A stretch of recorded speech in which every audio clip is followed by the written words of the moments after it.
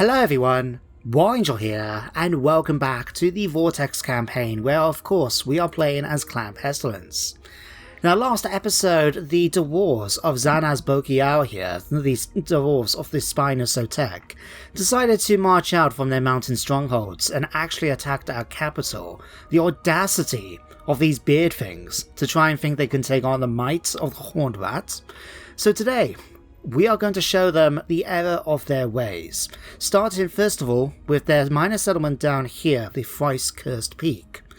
Now the reason why I want to go for this one, apart from their capital having nearly a full stack inside, is because it does have a gold mine, which is going to be useful for our economy.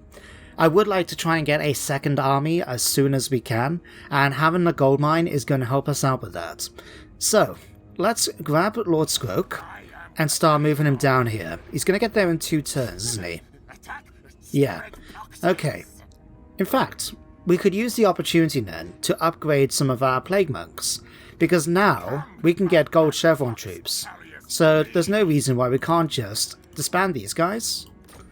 And we are still on my territory. As it'll be a bit late to do this. Yeah, we are. Okay. We'll go ahead and recruit some more Plague Monks, get us back up to full strength, and that should be things nice and easy. Now the one thing I want to check, and for those of you that have played as Skaven, please let me know in the comments if what the case is with this. But if you remember, at the Mine of the Bearded Skull, we built this undercity building, the subterranean pit, which, as you can see in the tooltip, gives us a 5% chance of turn of expanding the Under Empire. Now because of that, we managed to get an undercity here in the Thrice Cursed Peak, where I end up building some murder holes. Now, we're going to attack this settlement in the next turn.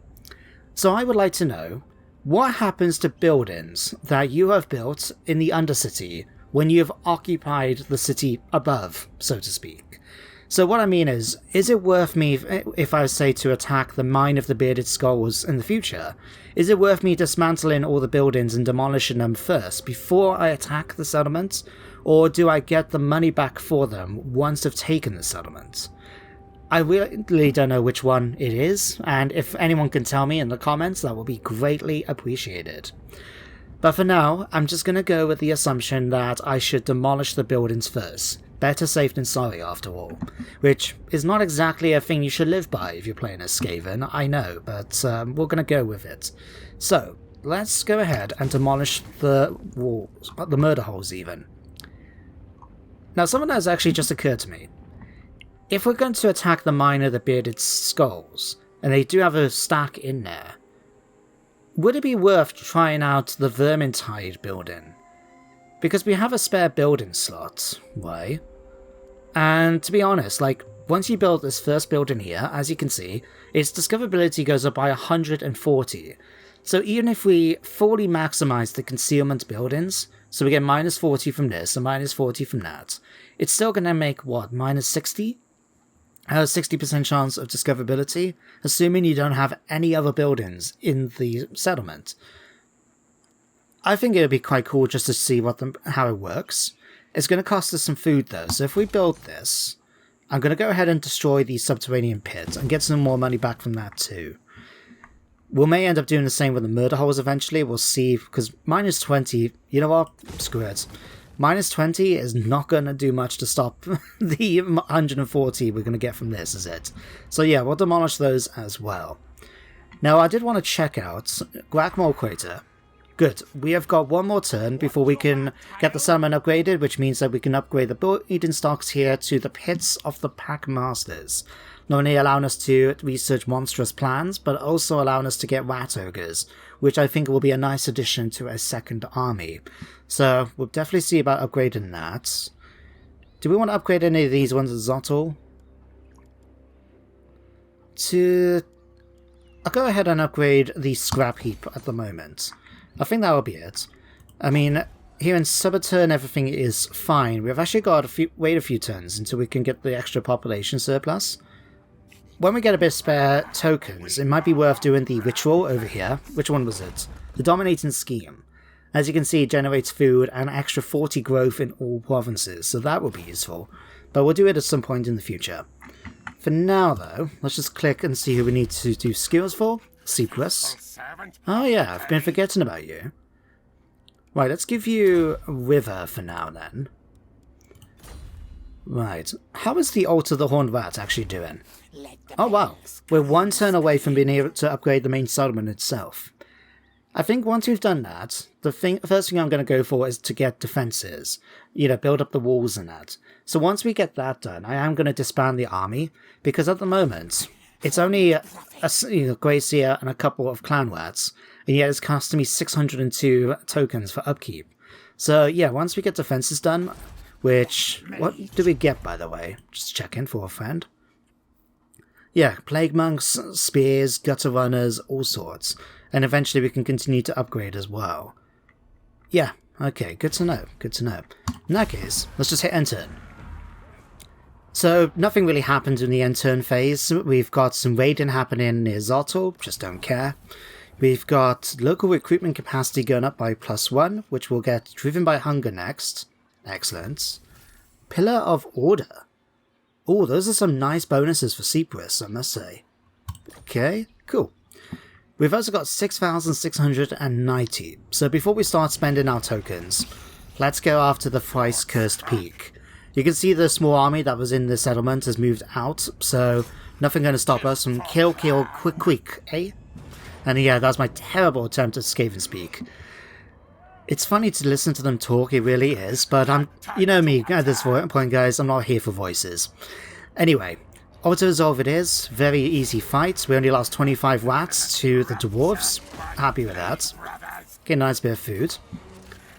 Now, I'm going to take the opportunity to increase the settlement level, simply because this way then we can make sure that we have the gold mines being able to upgrade all the way to the top, you know?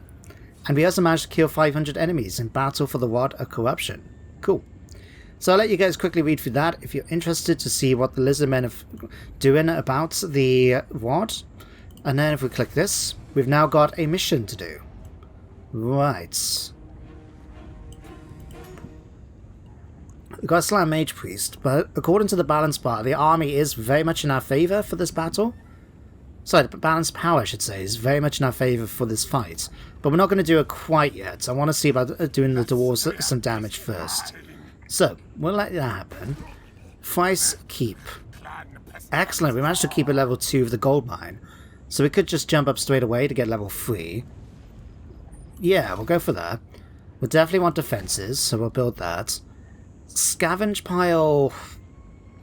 We'll sort that out in a minute. For now, though, let's see about building the Vermintide. Now, I'm aware this could very much just be a waste of money, because there's every chance now that the dwarves can, discover the Undercity and just spend some money then to actually destroy the city. But if we can pull it off, I think that would be quite cool to see. So, we shall wait and see what happens. Now, as for you, what do we want to do here? We could always build another Pox Cauldron, increase our influence as Clan Molder. Maybe get the Cauldron of 1,000 Plagues. Hidden Layer, Weapons Dump, so we can get access to some weapons. Yeah, could do that, could do that. Storm Fiends. Ooh, monstrous missile infantry. Ooh, those sound interesting. And I need a laboratory for them anyway. So, yeah, it might be worth building the construction cavern in the future. It allows us to get Plague Claw catapults as well. That will be useful. Given our, us being Clan Pestilens and all. So, yeah, looks like we've got a plan for our next building. If we head over here, though... 3,360. Bugger. We've got all this stuff we want to get and not enough money for anything. Never mind. Okay. What can we get now for Lord Skrolk? Still think it'd be a good idea to focus on his abilities here, so we can increase our Storm Monks, Plague Monks even, to be even better. We'll go for that. Scalpake, we can give you a Rat Ogre to ride. Excellent. That's that sorted. And then Vectek. Let's give you blessed with filth. We'll finish off that.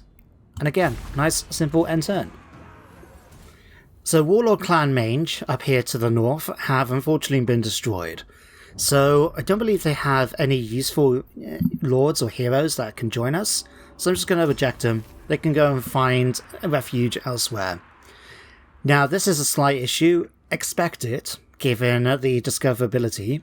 But we'll have to wait and see now whether they do anything about it. Ooh, sacking settlements. That could come in useful. Right. Let's start marching you up then. We'll have to be a bit careful because we do take attrition through the mountains. Which is weird for Skaven, but there you go. We'll move you here. Now we do have 4 more turns until the Vermintide has completed. So yeah, we'll just have to leave it and see if they actually destroy it or not. We'll leave that. We got the 4,000. So let me head here. What do I want to get first? Rat Ogres? Or do I want to get the construction? Oh, can't get that anyway. Okay, Rat Ogres it is. Pits of the Pack Masters. And of course we could have upgraded here thinking about it. Right. You, good sir, can now have Pestilent Breath and Plague Rush. There we go. Nice and easy. We do have a slight issue with food, admittedly, mainly because of the fact of what's going on with the Undercity here. But it'll be okay. It'll be fine. We'll just have to keep an eye and hope that the dwarves don't end up destroying it. Oh, we've got 2 incursions actually. One at the Altar of the Horned Rats. Again, Seepwis can deal with the lizard men, it seems, over there. And Surbiton has one. Now, I'm not too concerned about this, because don't forget, Surbiton has got a really good garrison. Much better than even our capital. So if they end up trying to go after the settlement, they've got a fight on their hands.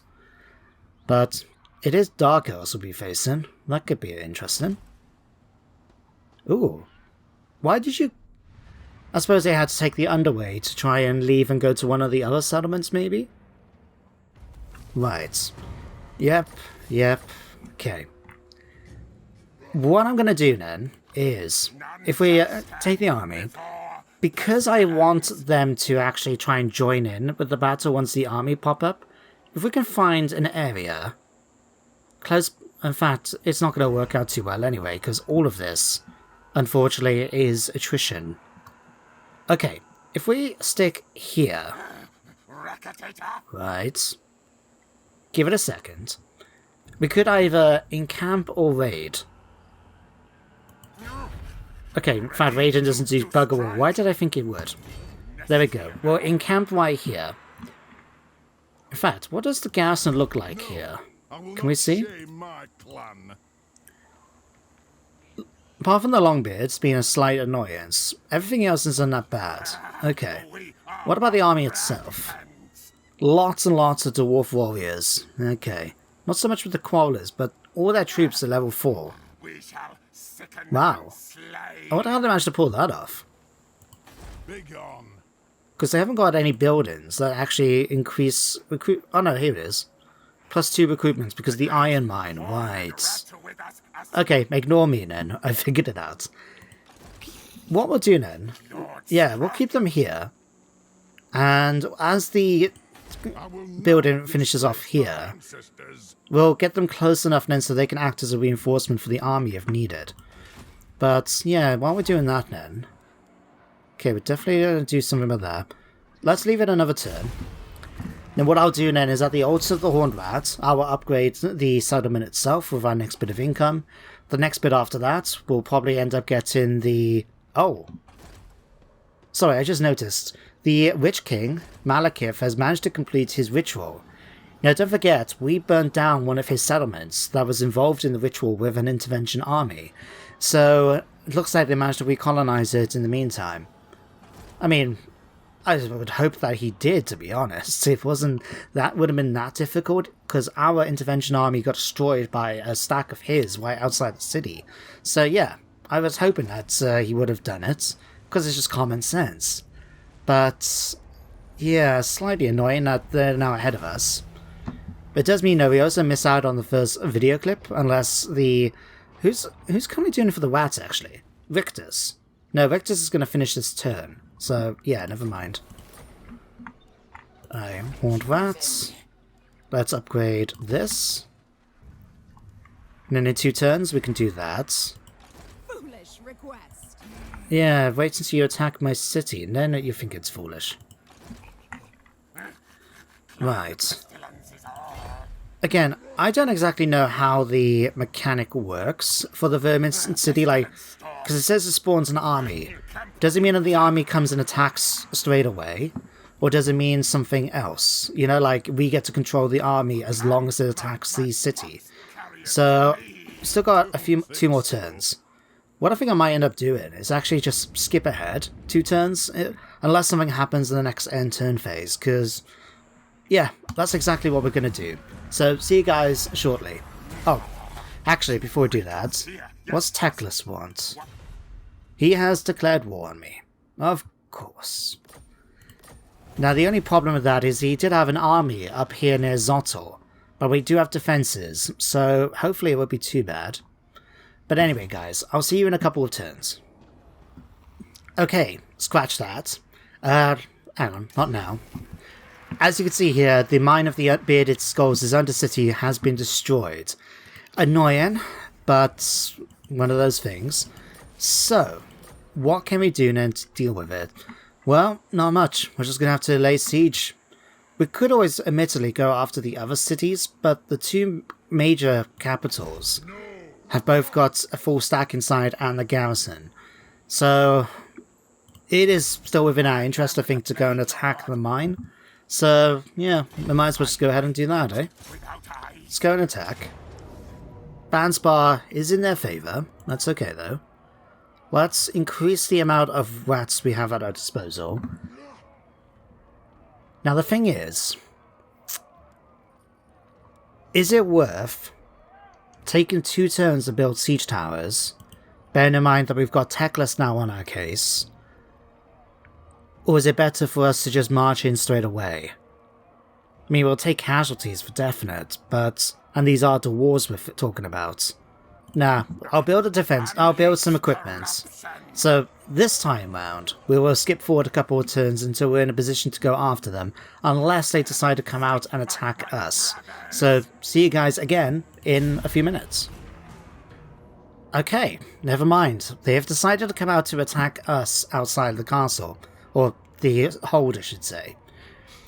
Now, this is going to be a bit of a tough fight, to say the least.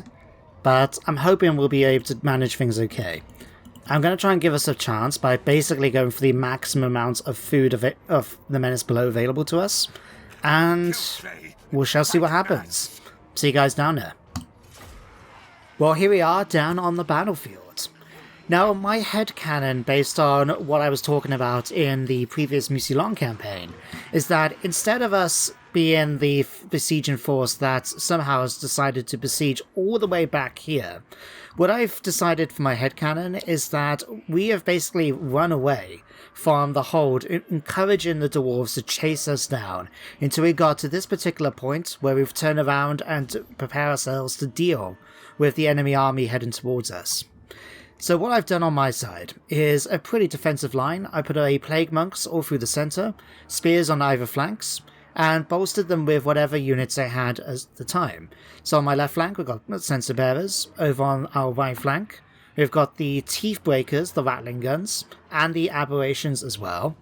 And finally then we've also got over here Ixcha's Triads, right, which I'm going to end up leaving alone for half the battle. Oops. Now, what I end up doing over here is using my first summon of the Menace Below to summon a unit right next to the reinforcements coming in from the garrison. The reason being is I thought this just would be a good opportunity to let the enemy be distracted by my 1 unit, which is completely expendable. And as you can see, it worked fantastically. We've got the Thunderers firing away, we've got all the infantry basically marching on my 1 crappy unit, and this has allowed me to really hold them back while we deal with the main force. Now, speaking of the main force, you can see the Plague Claw catapults has already started to fire. We've done some nice damage to this unit back here of Dwarf Warriors. I am trying my best to focus on any long beards and stuff like that when I get a chance later on, but for the moment this was just the auto aim and doing a nice bit of damage, I must say. Now this point was a slight mistake. I was trying to see about summoning the plague spell, and I thought it would be one of those vortex ones that moves around the map. Instead, it doesn't, but it does look pretty cool, doesn't it? Look at it, it just looks like a giant plague monk. But it does do a tiny bit of damage to the troops that are marching through it, but I did mistime it, so it went too soon. But like I said, in my defense, it is thought that it was going to be like a vortex spell moving around the enemy army instead. But I make up for it though by using Pestilent Breath just to knock down this unit of dwarf warriors. Now at this point, we're starting to take a couple of casualties when the game catches up, with this Plague Monk unit here, which has taken some Quarrel of Fire. So this is where I've moved my entire army forward to come and deal with the enemy. So Skrolk on his Bone Crushing Orc, looking really, really cool. Just as a body slam right on top of the enemy lord. That was so cool. And in the meantime, casting spells elsewhere, including the thing as we engage on all fronts basically. Now for the most part, my more powerful units like the Censer Bearers here and the Plague Monks are going to win. Clan Rats will find things a bit more difficult, but their job really is just to try and hold the enemy in place while we deal with them using our more powerful units. Now speaking of more powerful units, you could see just then another Plague spell went very successfully and did a ton of damage to the enemy units bunched up around our Plague Monks here. On our right flank, we've also got more miners and that coming in. The rattling guns are firing away at this Crawler's unit, doing a nice bit of damage, I really must admit. And it was at this point of the battle I remembered about the Triads, so stop bringing them in to outflank the enemy around here. Now, if we zoom in close enough, you can look here, when the game again lets me think, these are our aberrations. They really look scary. I mean, they're obviously a variation view of rat ogres, but just look at them, they look absolutely terrifying. I wouldn't want to face one of those in my dreams, let alone my nightmares. Right. Anyway, back in the center, I can just zoom in and show you quick. Skrolk has defeated the enemy lord, so I'm just going to allow him to run them down and try and do some more damage, before realizing, really, we could use him in other places instead. So he's now knocked down to 1 health, and just killed off by a stone, I believe, from one of the slingers we got lying around. But now that the general's been dealt with, we can start bringing in our chieftain to go after some of the other enemy units. And over here now we're starting to cause Wither, just so we can start reducing enemies' armor a bit, making things a bit easier for us. Over here now we can see Lord Skrolk is actually getting involved. He's been fighting over here against the dwarves for a little while, but now that they're starting to lose heart and retreat, it's made things much easier for us. And just to help things out a bit, we summoned in some more clan rats. Now by this point, the enemy garrison is starting to make their way in, but they are coming in dribs and drabs, making it much easier for our force. Already we've got rattling guns just firing away to finish off this unit of crawlers that keeps running back to try and fight us. And then in the meantime then, another body slam from Skrolk's Bone Crusher, and that spell of his, that ability I should say, I can't remember what it was called, but you'll see, it's the one that was here, Venomous Valor, which just causes a massive explosion and really does a lot of damage to the enemy units. Over here now you can see the dwarves are hanging on in there, but victory now at this point is completely within our grasp. The enemy is trying. We've got a big situation here with Skrolk taking on 3 enemy units, but that's only going to be temporarily until we can bring in more reinforcements from over here. We've also got other units coming in. You can see the rattling guns are firing away. We've got the Plague Claw catapults come in. We've got some more Menace Below clan rats coming in to charge the rear. And before you know it, we're going to see a chain rout occur. In fact, you can start seeing some of the morale starting to come down here and there. They are hanging on in there for the moment, but they haven't got much time left. Over on the left flank, where we left things, you can already see a lot of the enemy has started to retreat. Only 1 or 2 units left, but it's at this point now, the chain rout occurs. Nice and easy. And we did extremely well in the combat. You can see how many casualties we took compared to the enemy, and they did outnumber us a little bit. But the victory is mine, And what we need to do at this point of the battle is just chase down as much of the enemy units as we can. The more we kill now, the easier it's going to be to take the hold once we get back to the campaign map. So I end up spending a few minutes getting my units just to chase down as much of the enemy enemy units. I don't want to keep saying units. Ugh. But I'm trying to get as many of my ones to chase them down as possible so we can kill them off. And that's about it, really. I think it's time for us to go back to the campaign map and show how well we managed to do in the end. So there we go, guys. A close victory, but personally, I disagree with that. But the most important thing is, not only were we able to win the battle, but we managed to chase down enough of the survivors that you can see the garrison is now completely decimated. They've only got a couple of units left, which means we'll be able to march in and take the hold for our own in the next turn. Now, as for what we do with our captives, to be honest, I'm just going to go ahead and eat them. While we do have a bit of a food issue, I think we're okay, for the most part.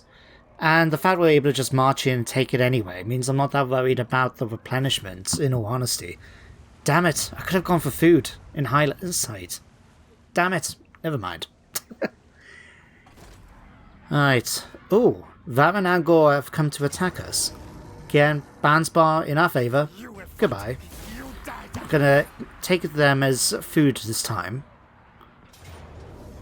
Oh, and these guys have come again. Goodbye. And more food for the Horde. I'll take that. Okay, any pop-ups? So we have a treaty pact of no fights we can do with Luther's Undead. Now, that was something that happened, when was it, in the last end turn phase or the turn phase before? That they cancelled our non-aggression pact. So we've got a mission we could do if we want. We can also recruit a new lord. They picked up the Council Guard, Stormvermin with Halberds, cool, and Visktrin's Death Squad. Okay, although he's been dead for centuries, his elite unit still worships him. Wow. Talk about leaving a name for yourself, eh? Crown of Command, that could be really useful for Skaven. So yeah, definitely make sure to give that to, if not Skrolk, definitely someone like Vitik or Skalpake or somebody. Right, that's all the pop-ups. Good, good. Let's give it to you, Vectik.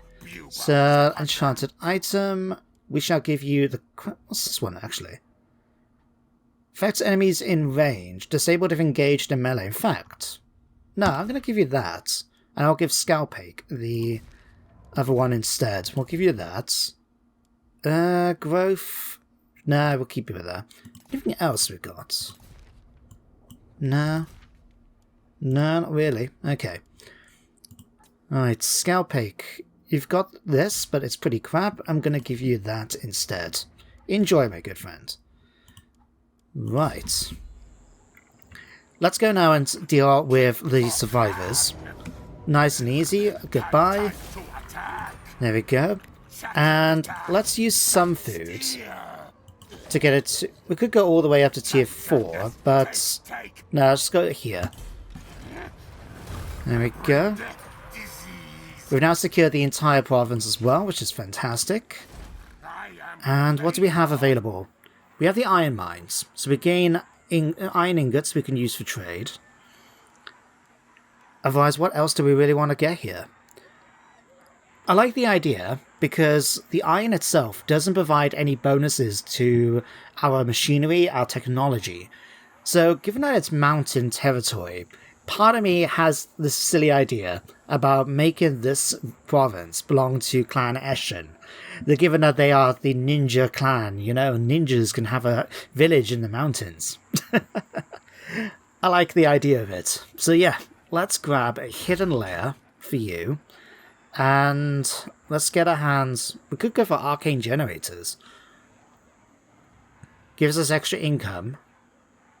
We are making 1,000 a turn, and it does include the gold mine, so an extra 30% will be really, really good. I also was a little tempted for this, so we can get public order sorted. Because what's the issue at the moment?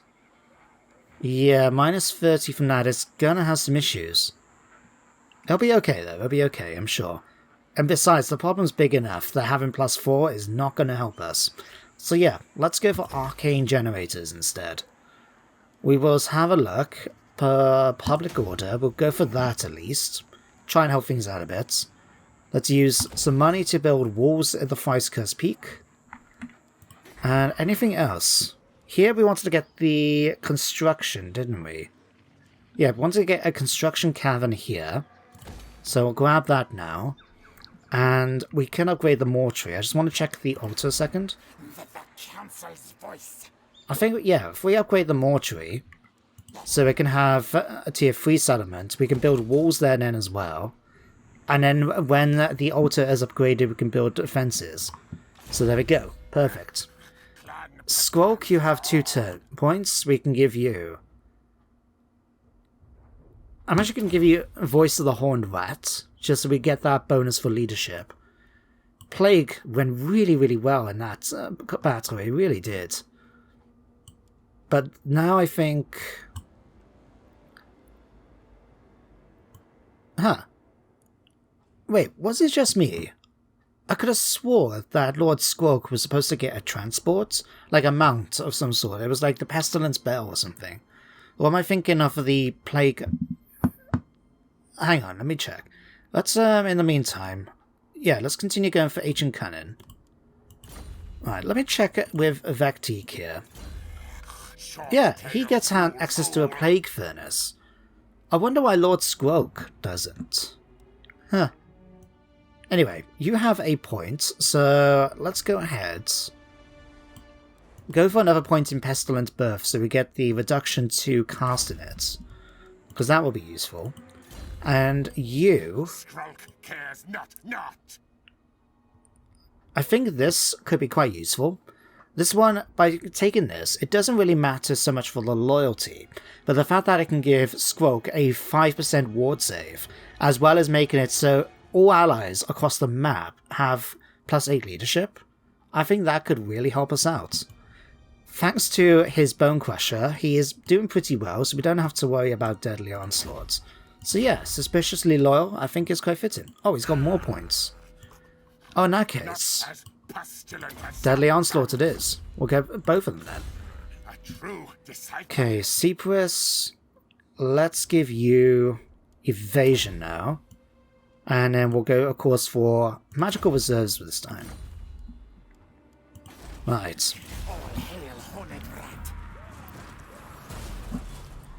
Ah. This is an annoying situation I wasn't expecting. Teclis has come out of the fog of war and laid siege to Zotto. And it looks like Tehetwan and the cult of Sotek is about to declare war on us. Yep. Fantastic. Right then, guys. With the end turn now done, once we part through all of this... Oh, all factions now going to have +20 to weapon damage. Okay. But yeah, with that end turn done, we're going to end today's episode here. So, next time, we've got to deal with Teclis coming in with his army at Zotto. Now, luckily for us, it is a fully upgraded settlement with defenses, so if we go on the garrison, you can see we've got quite a few units at our disposal. Hopefully that will help us out. Admittedly, we are talking about Skaven against High Elves, as well as Teclis leading the army, don't forget. At least he's not on a dragon or anything. I can't remember if any of the mods we've used actually changed the mount options for Teclis. I'm not too sure. But the most important thing is we're able to take the Mine of the Bearded Skulls. We've taken fully half now of the... oh Christ, what are they called? The Zanaz Baki Owl. Baki Owl, sorry. We've been able to take half their territory, so all they got left is this single region, or single province. So I'm thinking what we might end up doing is going after Teclis in the following turn, help out Zotto with Skrolk's army, and then we can swing back and go after these guys. As for Tehetwan and the Cult of Sotek, we may just have to leave them for the moment until they come towards us. Bear in mind that given their position is down here, the only really way they can come and attack us is if they decide to make their way all the way round. And it might be worth maybe trying to negotiate an alliance with Locke here. But we'll sort that out next time. For now though, thank you very much for watching today's episode, hope you enjoyed, and you do join me next time of course for some more Warhammer. But until then everybody, take care, stay safe, and goodbye for now.